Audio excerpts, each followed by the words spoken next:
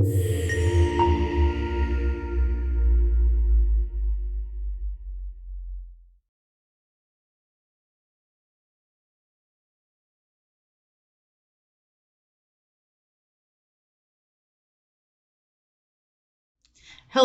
my name is Afua Bruce. I'm a computer engineer and the author of the book, The Tech That Comes Next. I'm going to talk to you today a little bit about ethics in technology and how we can build a more ethical framework into the work that we do. There was a recent news headline about a nurse who was fired because she shared information, health information, about a celebrity patient with the world. Violation of the Health Insurance Portability and Accountability Act, or HIPAA, laws are taken very seriously. It's why when you go to the doctor, they give you a stack of paperwork to sign. And in that paperwork, there are papers that state that your health information can't be shared. That's because of HIPAA. You may think of sharing information in this way as the nurse did, of a medical professional talking to someone else about your information, about your records, about your test results, and more. But it also has to do with the underlying data and data systems that contain your health information. We have Dr. LaTanya Sweeney, who's the current head of Harvard's Public Interest Tech Lab, to thank for this. Despite prevailing wisdom at the time that healthcare data associated with other personally identifiable information, such as name and addresses, were anonymizable, Dr. Sweeney, a computer scientist, performed research that revealed that by writing programs and algorithms to discover the available information on individuals, analyzing the structures, and reconstructing what she found, the data was not truly anonymized. After doing this research, Dr. Sweeney testified before Congress, and her research is actually cited in HIPAA legislation. That's why, in the example that I gave above, that your health information is protected, not just word of mouth, but the underlying data and data systems that's there. This is an example of technology working together with policy to have an impact on society, essentially how we affect systemic change in society. I'll give you another example.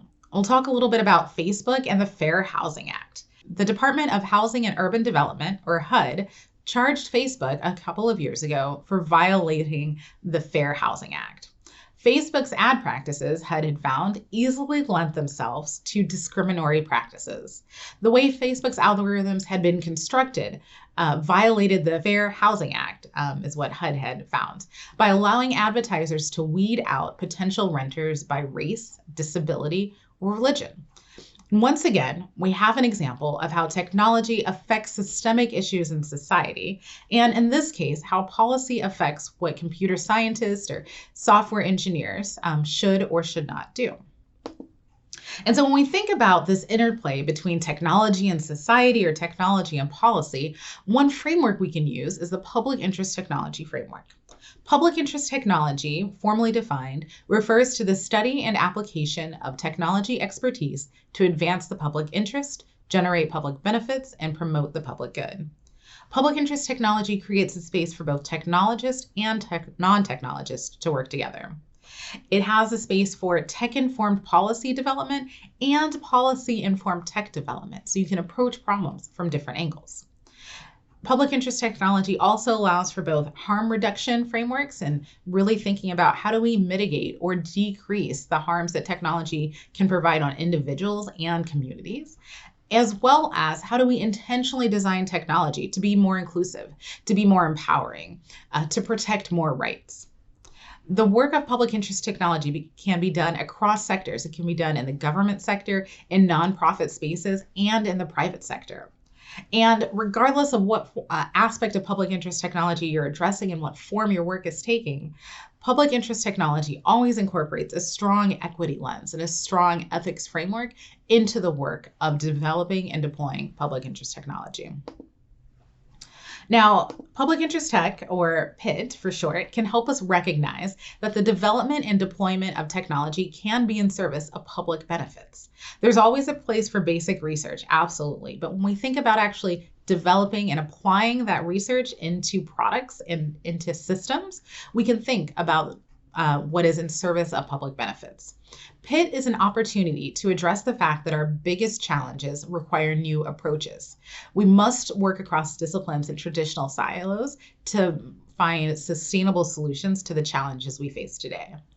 PIT is also an opportunity to build on prior efforts for inclusive design, society-focused technology, and more.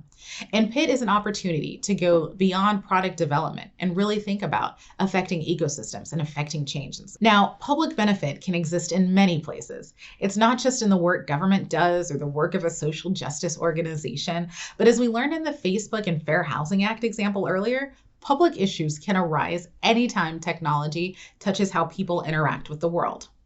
Conversations about public good require and almost create conversations about ethics. And when it comes to ethics in technology, specifically ethics in public interest technology, we have to start from the design process. If you wait until the end, it is impossible to tack on ethics or tack on equity into your product at the end of the process. So there are multiple dimensions of ethics in the work that you do, but I'm going to focus today on the design and development stages. So first, privacy and security matter.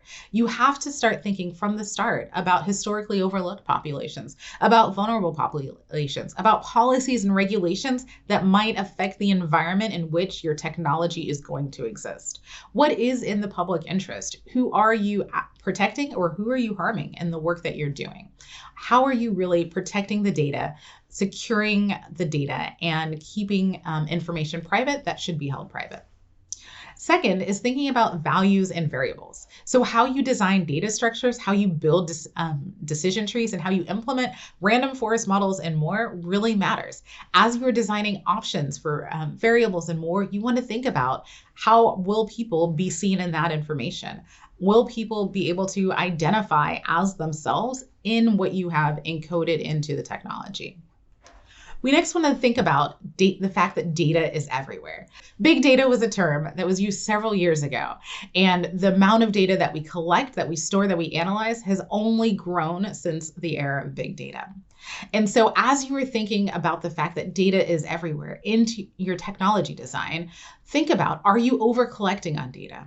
Are the data sets that you're using to drive your data science and AI algorithms representative? Are they complete data sets? And if not, how are you adjusting? How are you completing the data sets? Or how are you adjusting your algorithms or what you recommend that people rely on systems for versus people interact with systems for? Then we want to continue to expand the conversation about what do you value? The work that you do is built on values, whether you explicitly recognize them and explicitly articulate them or not. The values that you have, or perhaps the biases that you have, translate into code. And so what weights are you giving different values in your system? What percentage accuracy is considered accessible? These are some of the questions and some of the ways that the underlying values you have will translate into the code and usability of the tech that you create. Then we want to ask, who is included in the design process? You want to make sure to have a diversity on many different levels. You can start, of course, with the terms of diversity that are often discussed, gender and race. It's crucial to have diverse and inclusive design processes there. But you also want to have diversity in the role and profession that are represented in those design discussions. You want to have engineers, yes, but also you want to have social scientists and policymakers and community members, because it's with these different perspectives that you'll come to understand some of the nuances and complexities and some of the true ethical issues that exist with the technology that you're creating and the systems that you're designing. And then finally, you want to design with the end in mind. So really think through at the start what testing will look like. Who will be involved in testing? Where will it be tested and when? Who will be responsible for maintaining the system, updating the system, and adjusting the technology that you've created as you get new information, as needs change, as processes change? Really thinking through that whole process will have an impact on the ethics and the usability and really the equitable use of the technology that you're designing in the long term. So it is important to start with equity in the design process because, as I mentioned, values are incorporated into our technology.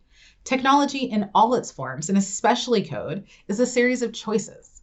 It's a series of decisions. It's a series of prioritizations and de-prioritizations.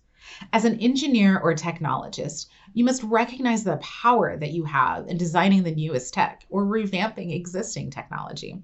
And as the saying goes, with great power comes great responsibility. The challenges that we face today are great. How do we ensure government organizations, social justice organizations, and even individuals have strong cybersecurity practices to ensure people and countries stay safe? How do we make sure the massive amounts of data that we're collecting can be used to decrease food insecurity or to better clean and distribute water, to figure out how to fuel our transportation vehicles and our homes, or even to connect humans across social platforms with the best dance moves? We can do this by adopting a public interest tech framework, combining the technical and non-technical aspects of problem solving to address ethics from design and build a more sustainable, equitable, and solid future.